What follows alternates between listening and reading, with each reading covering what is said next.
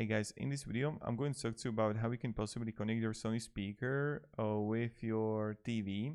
So the first thing is that look if your Sony speaker, I don't know what kind of Sony speaker you have, got like the audio in there. If it has the audio in, what you want to do is that you want to connect it with the audio in your TV.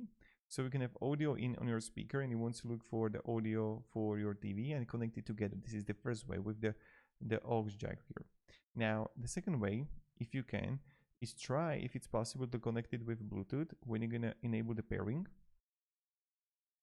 And if it doesn't have the Bluetooth, your TV, then what you need to look on is to get a Fire Stick. So Fire Stick or Apple TV, maybe some of it is going to like actually work for it. So I just want to make this quick video that maybe some of it is going to help you.